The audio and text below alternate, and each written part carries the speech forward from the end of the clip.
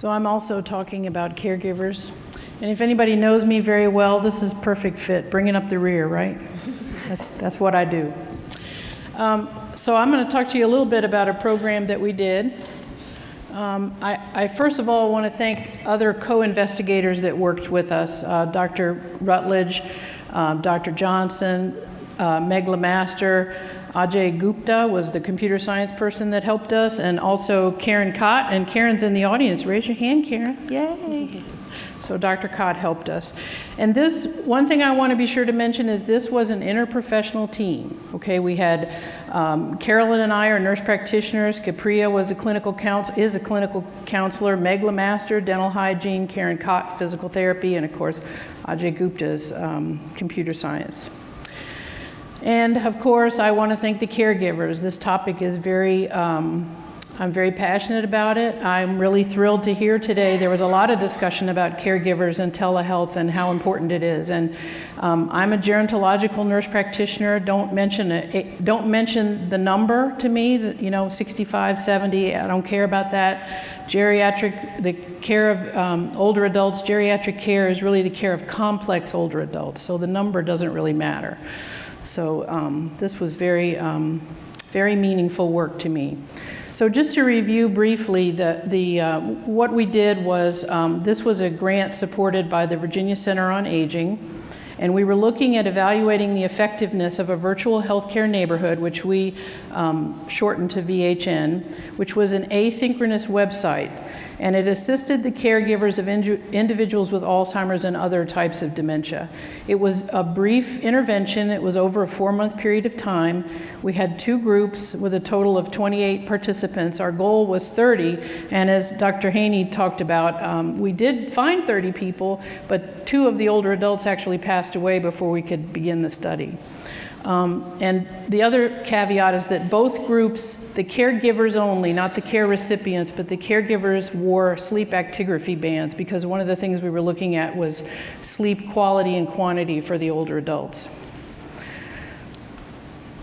So all the people that were involved did have some knowledge of dementia and knew about the caregiver challenges.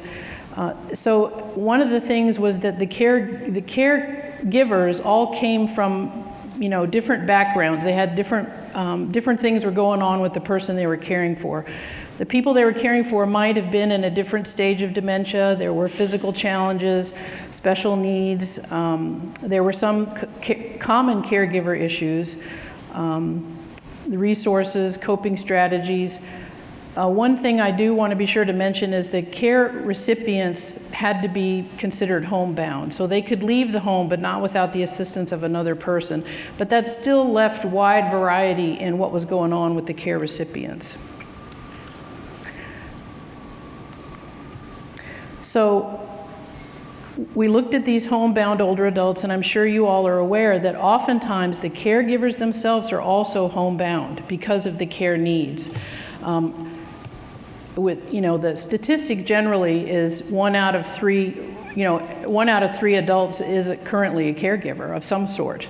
So there's, a lot of people out there that are caregivers, and it's a very big job. So I don't know, a show of hands if anybody's been a caregiver, and I don't mean for a child, I mean for an older adult. How many people have actually been a caregiver?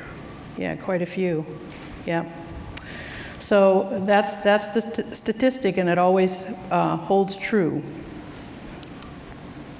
So what we did was we were there to provide education and support for these caregivers.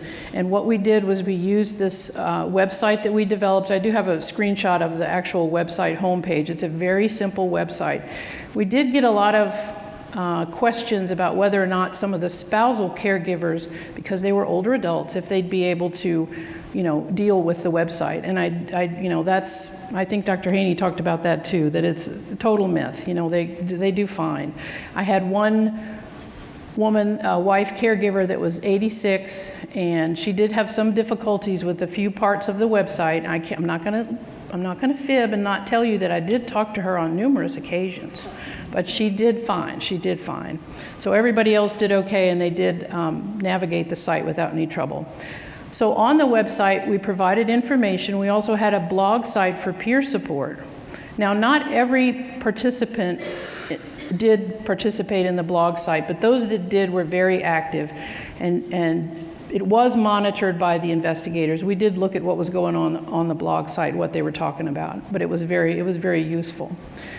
So part of the education that we covered was Capria Johnson did a lot with social support. That's how we started out the program. Then we did home safety. We did a week of communication, tips for activities of daily living care. Behavior issues was a big one. That one was a couple of weeks worth of education. Sleep, of course, what community resources were available, and then, of course, we did a series on oral health for the caregiver and also the care recipient, how to provide oral health care to somebody who might be resistant to care. So some of these issues were, they didn't fit every single person, but we tried to cover, a broad range of topics. And one thing I want to mention is that, as a nurse, we take for granted so much of what we know, and I always have to tell my students that it's the simple things that make the biggest difference.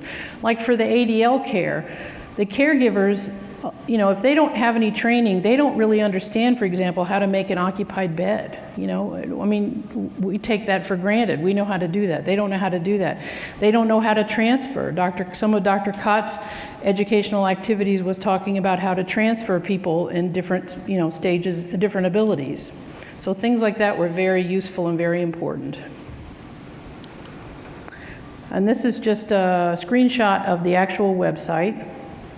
And it was very simple. The person could go up to the top there and sign in. There was also a place for them to ask for help.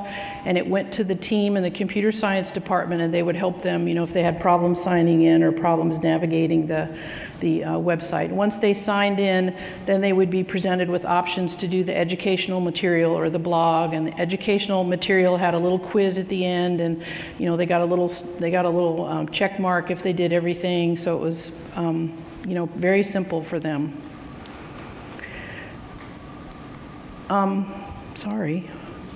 Some of the measures that we used, we did look at the demographics, of course, the self-efficacy, that was one of our big measures, the insomnia severity index, looking at the activities of daily living for the care recipient, social support survey, agitation scale, that was for the care recipient also, and of course we looked at the sleep actigraphy measurements,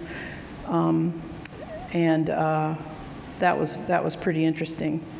So just to briefly talk about the results, the interesting thing we found was that the self-efficacy scores declined for the control group. The group that actually participated in the website, their self-efficacy scores remained pretty stable. They remained the same. The control group scores dropped.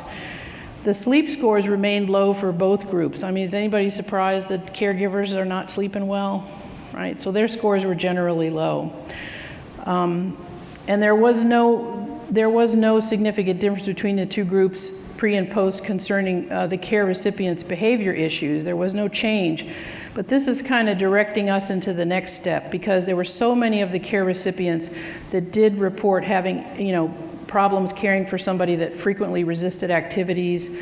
They had behavior issues that were moderately to severely distressing, and that the behavior of the care recipient, caused them to have mild to very severe emotional distress. So this, the next step that we're looking at is maybe trying to address with the caregivers how to work with the care recipients that have these behavior problems. Because when you look at older adults with dementia and their need for care in a care facility of whatever type, one of the major reasons that they need to move to one of these care facilities is behavior issues.